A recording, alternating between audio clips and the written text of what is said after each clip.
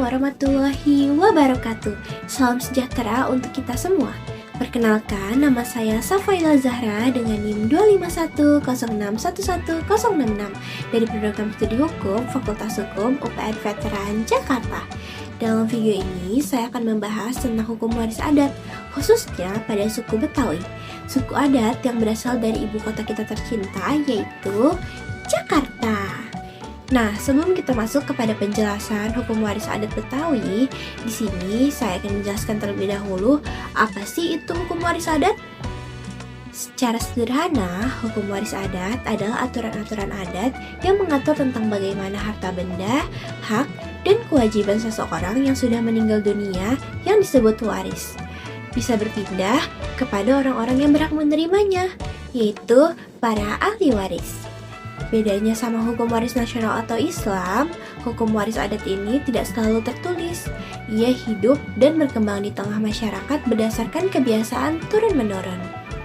Pada masyarakat Betawi, hukum waris adat ini sangat dipengaruhi oleh nilai-nilai Islam, mengingat mayoritas orang Betawi memeluk agama Islam dan menjadikannya bagian dari identitas budaya mereka.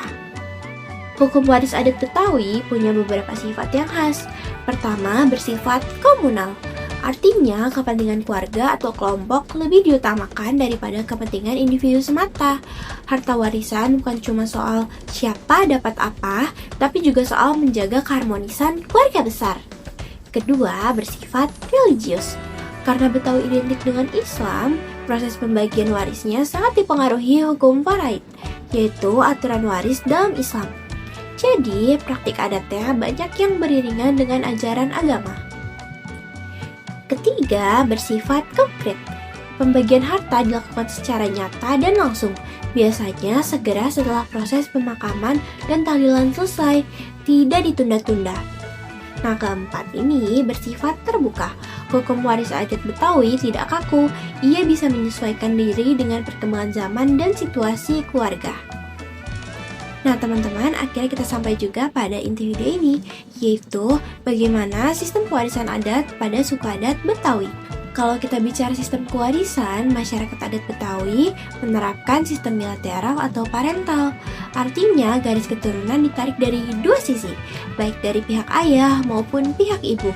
Jadi anak laki-laki dan perempuan sama-sama diakui sebagai ahli waris yang berhak mendapatkan warisan.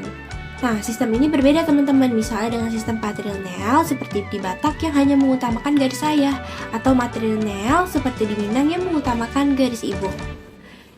Dalam sistem Betawi, porsi pembagiannya umumnya mengikuti ketentuan hukum Islam. Anak laki-laki mendapat bagian 2 kali lipat dari anak perempuan, tapi dalam praktik, musyawarah keluarga tetap menjadi jalan utama, terutama kalau semua pihak sepakat untuk membagi secara merata demi menjaga kerukunan. Nah, biar teman-teman lebih kebayang, saya kasih contoh nyata yang sering terjadi di masyarakat Betawi. Misalnya, ada seorang bapak yang meninggal dan meninggalkan sebuah rumah, tanah, serta sejumlah uang. Beliau mempunyai 3 anak, 2 laki-laki dan 1 perempuan.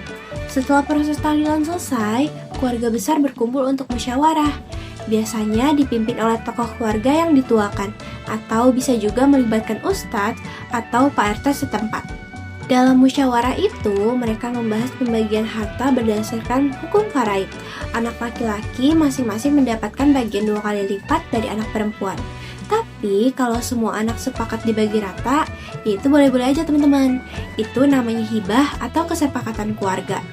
Nah, ada juga kebiasaan di Betawi di mana rumah orang tua diwariskan ke anak yang selama ini tinggal bersama dan merawat orang tua.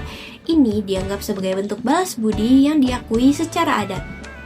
Kesimpulan dari apa yang saya sampaikan, hukum waris adat Betawi merupakan perpaduan yang harmonis antara nilai-nilai Islam dan kearifan lokal masyarakat Betawi itu sendiri.